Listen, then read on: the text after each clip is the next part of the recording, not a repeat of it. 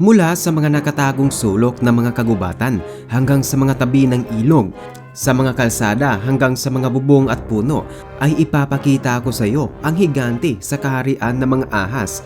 Kaya sumama ka sa paglalakbay upang tuklasin ang dahilan kung bakit maaring magpapatuloy pa rin ang mga Titanoboa.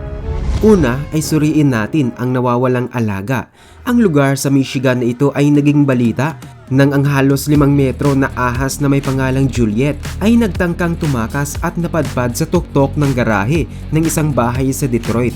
Ang napakalaking reticulated python ay patuloy na paikot-ikot sa bubong na kung saan ay pinagkakaguluhan ng maraming tao.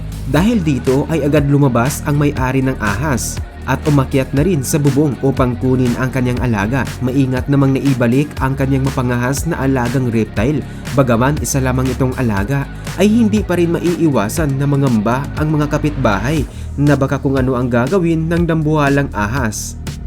At narito rin ang higante ng Amazon.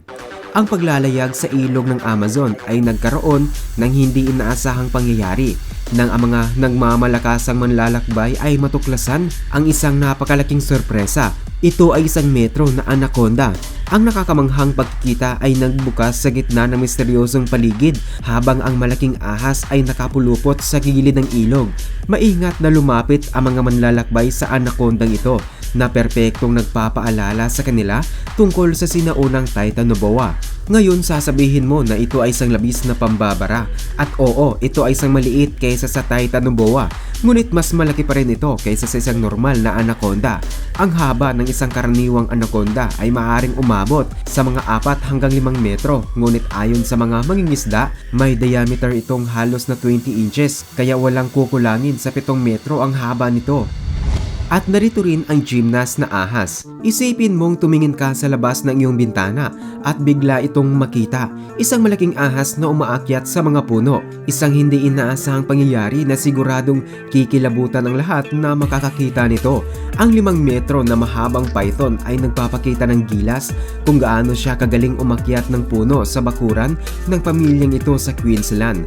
Ang napakalaking sukat at kakayahan sa paggalaw ng ahas ang siyang pumukaw sa pansin ng mga pamilya at mga kapitbahay. Binago ang kanilang karaniwang paligid sa hindi inaasahang palabas. Pinakita ng ahas ang kanyang acrobatic skills sa gitna ng mga puno. Agad namang kumuha ng kamera ang mga tao upang kunan ang kakaibang karanasan. Salamat sa Diyos, bago pa lumala ang sitwasyon ay nakipag-ugnayan ang pamilya sa mga wildlife expert at sa wakas ay naibalik ang ahas sa kanyang tunay na tahanan. At narito rin ang Burmese python.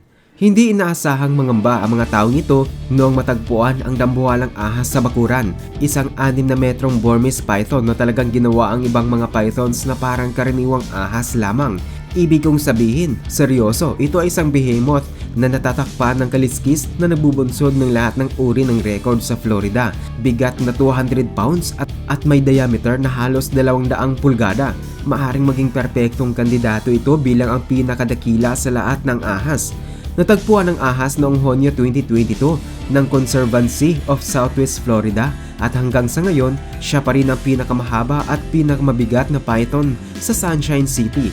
At narito rin ang python sa sakahan. Maghanda kayo dahil ang isang sakahan sa Bulito, South Africa ay biglang nagkaroon ng isang nakakagulat na 5 metro na python na nagpa siyang dumalaw ng hindi inaasahan na siyang nagpalito sa mga magsasaka. Tila isang ahente ng real estate ng kaharian ng hayop. Ang python na ito ay literal na nag-i-inspeksyon sa mga property habang pinag-iisipan kung ano ang kakainin sa gabi. Sinubukan nilang lapitan ng ahas at napagtanto na kapareho na ito sa sukat ng isang sasakyan. Talaga namang nakakamangha, subalit kailangang dumistansya sa delikadong hayop na ito kung ayaw mong maging hapunan. At narito rin ang ahas sa inidoro. Nagulat ang isang ina noong tawagin siya ng kanyang 5 taong gulang na anak na may kakaiba daw sa inidoro. At hindi ito isang simpleng bara sa lababo. Ito ay isang napakalaking 6 na metro na python sa loob ng inidoro. Buti na lamang ay hindi nila ginalaw ang dambuhalang ahas. Sa halip ay tinawagan niya ang mga profesional na wildlife na agad na tumugon at agad na kinuha ang ahas at dinala ito sa kalapit na Wildlife Conservancy. Kaya biglang paalala ng otoridad ay panatilihing suriin ang loob ng banyo at inidoro bago ito gamitin. At narito rin ang ahas sa bahay. Isipin mo na papasok ka sa loob ng iyong bahay at bigla itong sumulpot. Isang 6 na metrong python na nagbibigay sa iyo ng masamang tingin, magugulat ka tulad ng ginawa ng Malaysia na ito. Kumpara sa ilang tao sa sitwasyong ito, ay buti na lamang ay hindi nagdadalawang isip ang lalaking ito na tawagan agad ang mga manggagawa sa wildlife. Sila ay agad na tumugon upang kunin ang dambuhalang ahas. Kaya kung ikaw ay nasa ganitong sitwasyon, sa halip na maging action hero at habulin ang ahas palabas sa iyong apartment, ang pagtawag ng tulong ay magiging isang matalinong hakbang.